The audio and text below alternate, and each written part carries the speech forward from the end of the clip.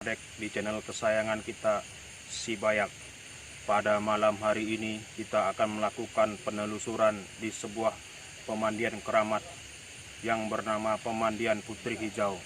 Mari kita melihat apa-apa saja yang tak terlihat di tempat ini, yang tak terlihat oleh mata manusia biasa. Bojo sira asamardika mardikan aswa samar. Segala sesuatunya akan disembunyikan dari orang-orang yang tinggi hati, congkak, dan bersifat serakah. Mari kita lakukan perjalanan ini tanpa kita ada rekayasa, tanpa ada kita melakukan editing apapun. Ikuti saya.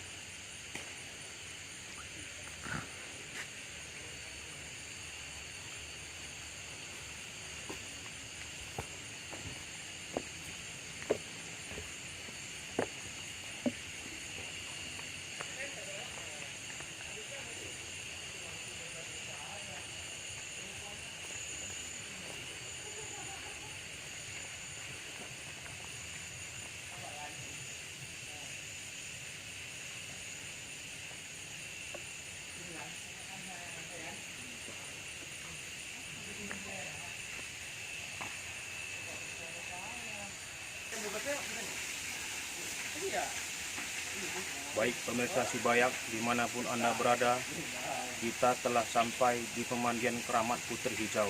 Dan pada saat ini kita sudah berada tepat di depan sebuah altar, di mana banyak tamu atau orang yang mandi ke tempat ini meletakkan rokok dan sekedar sajian di tempat ini. Mari kita ke atas.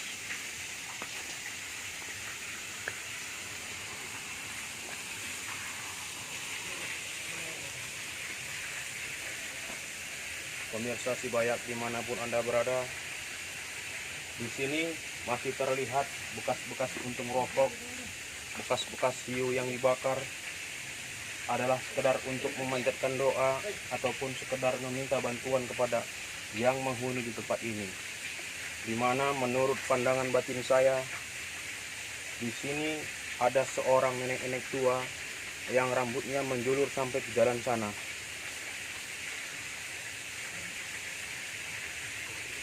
Oke, kita turun ke bawah karena kita di bawah sudah ada yang menunggu.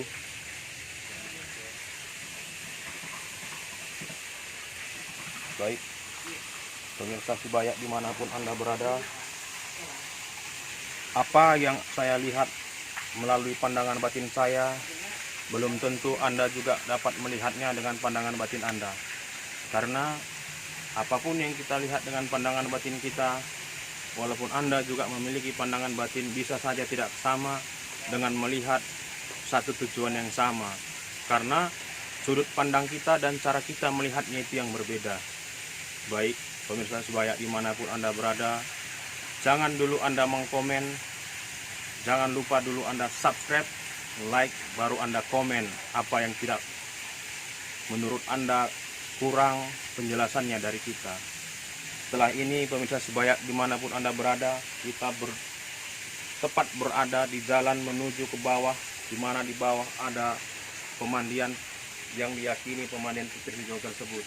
Dan saat ini kita sudah ditunggu oleh seorang wanita yang berpakaian hijau-hijau, seperti seolah-olah menari, tapi dia bukan seorang putri. Dia adalah dayang yang menunggu di tempat ini. Kalau kita bilang dia adalah penerima tamu di tempat ini. Mari kita lanjutkan perjalanan kita.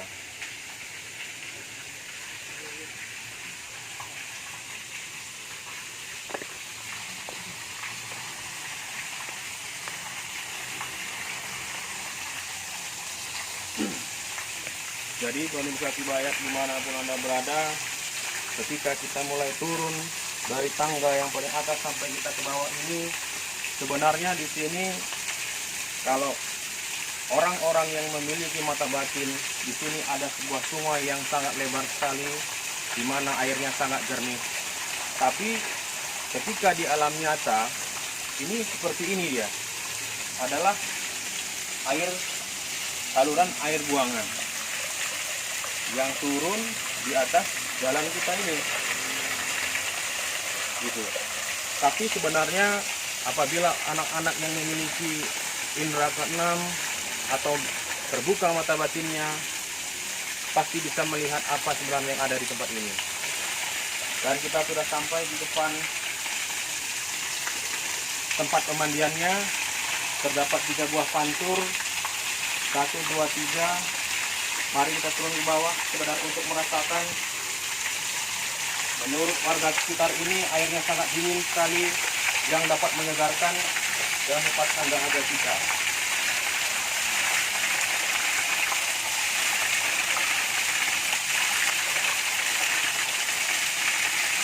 Pemirsa Cibayak, memang benar airnya ini sangat, kita bilang bukan dingin sebenarnya, agak hangat dan mengeluarkan aroma-aroma wangi. Coba saya akan melihat sebenarnya apa sih yang ada dari sumber mata air di dalam itu.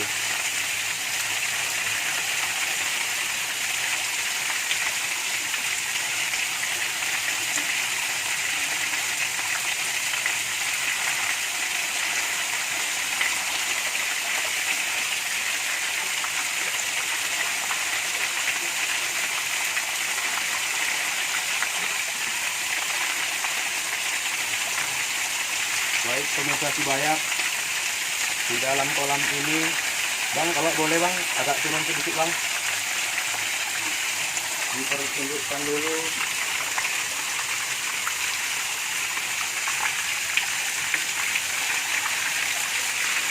Di dalam kolam ini sebetulnya kolamnya ini sekitar 2,5 kali 2,5 meter menurut pandangan manusia.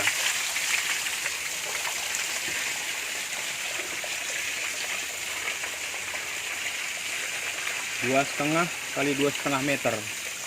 Tapi menurut pandangan orang-orang yang memiliki mata batin, apabila seperti yang saya bilang tadi, Bojo Sira Asamardi Kamardikan Aswa Samar tadi, ini adalah seperti danau yang sangat tenang, yang sangat biru.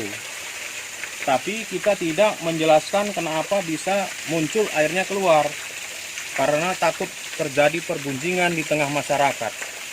Dan tujuan kita bukanlah itu. Ayo Bang, kita ke atas aja.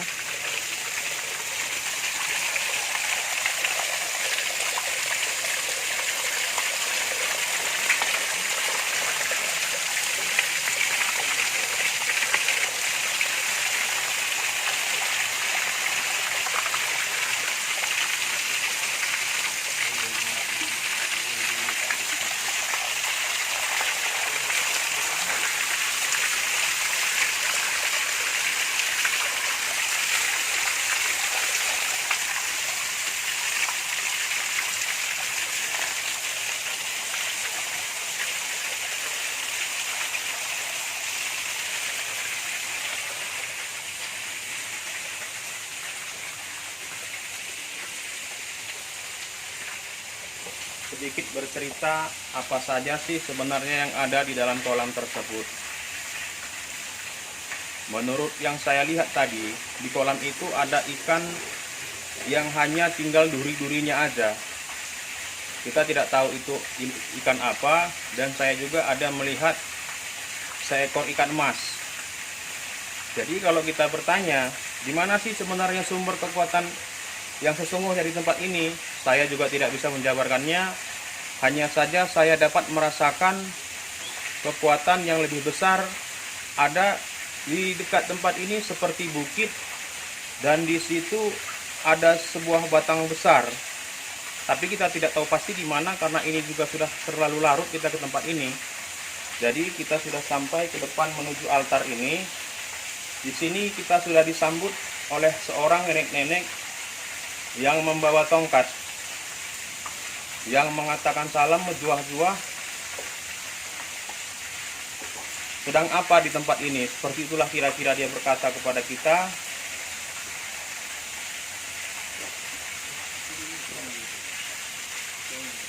Ya, dia mempersilahkan kita untuk menceritakan tempat ini yang kita ketahui saja.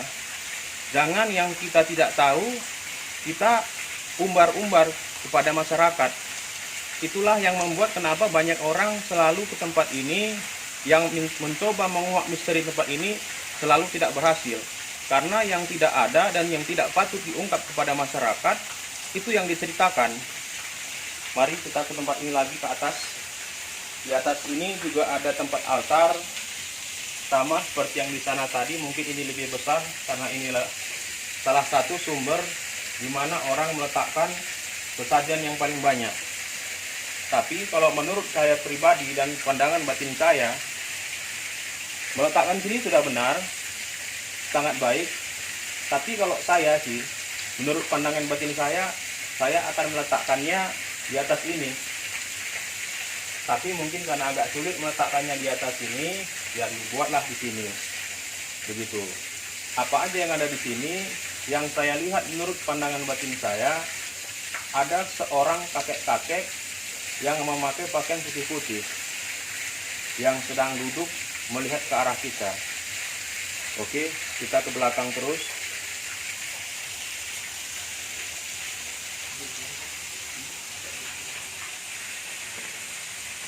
Di sini sudah sangat banyak sekali yang menunggu kita di belakang ini, baik yang baik maupun tidak baiknya.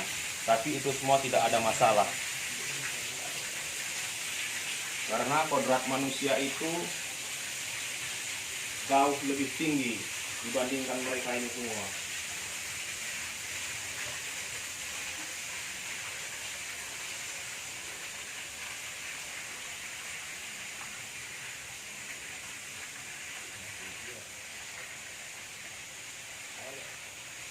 Jadi di sini ada seperti lorong. Kalau menurut pandangan manusia ini adalah seperti jalan air atau parit yang dibuat entah sengaja ataupun tidak sengaja. Tapi menurut pandangan batin saya dan komunikasi saya tadi dengan ini yang memakai tongkat itu, ini adalah perlintasan mereka menuju ke bawah. Maksudnya dari sini dia berputar sampai ke bawah gitu. Dan di bawah ini ada sesosok wanita cantik, ada juga sesosok laki-laki tinggi besar hitam berbulu. Kita tidak bilang itu baik, tidak bilang itu jahat. Tapi sejauh ini dia hanya dapat melihat-lihat kita saja. Oke, baik. Sebenarnya teman-teman Cibayak dimanapun Anda berada, di sini ada sebuah kamar mandi. Coba diarahkan kameramen. Ya, kalau saya rasa sih sebenarnya kamar mandi ini tidak pas di sini. Karena apabila pun orang buang air kecil di sini ataupun membawa air dari pancuran ke kemari, tetap saja aromanya mengganggu lokasi tempat ini.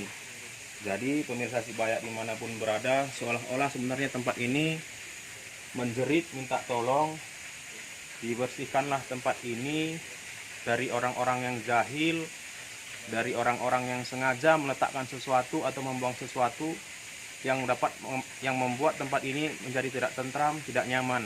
Misalnya ini tadi salah satunya yang nyata-nyata saja, buang air kecil di sini, buang sampahnya sembarangan, seperti itu. Jadi kalau secara mata batin, apa sih yang membuat tempat ini tidak enak lagi gitu kan? Tadi saya berkomunikasi dengan ini yang pakai tongkat tadi, kita bilangnya terlalu banyak orang kemari ini yang mengadu ilmu, bukan untuk mencari jalan yang terbaik, tapi untuk sarana mengetes-ngetes di tempat ini, membuang ilmu. Jadi sebenarnya di tempat ini sudah dipenuhi oleh ilmu-ilmu yang sengaja ditinggalkan ataupun sengaja dibuang, yang mengakibatkan banyak pengunjung atau peziarah ke tempat ini merasa tidak nyaman. Mari kita duduk gitu coba.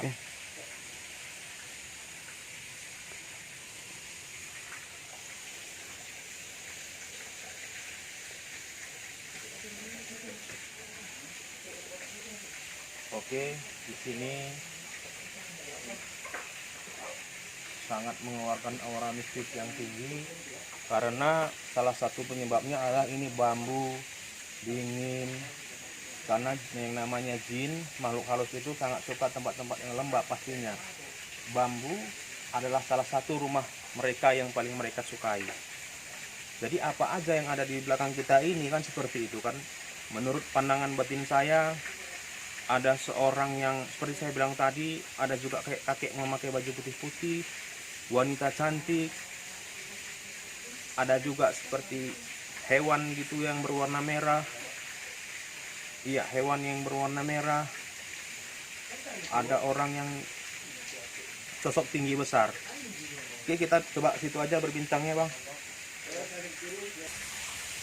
Pemirsa Sibayak dimanapun Anda berada, pesan kami dari tim Sibayak, kemanapun Anda berada, kemanapun Anda melangkah, jangan lupa Anda menjaga tata krama Anda, sopan santun Anda. Jangan sampai dari omongan Anda, tingkah laku Anda, banyak orang yang tersakiti, baik yang terlihat maupun tidak terlihat. Jadi, terkhusus pesan kami dari tim Sibayak, kemanapun Anda pergi ke tempat keramat terkhususnya, jagalah tata krama Anda. Jangan lupa yang pertama dan yang utama, memohon petunjuk kepada Yang Maha Kuasa, agar apapun keinginan Anda pergi berziarah ke tempat-tempat keramat dapat segera terkabulkan.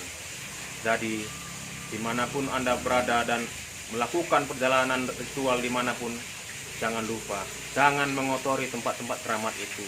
Kalau bisa, pesan kami dari tim Sibayak, bersihkanlah dulu tempat itu, kutip sampahnya, kumpulkan, agar nanti sampah-sampah yang kita kumpulkan itu, seperti itu juga rezeki kita yang terkumpul.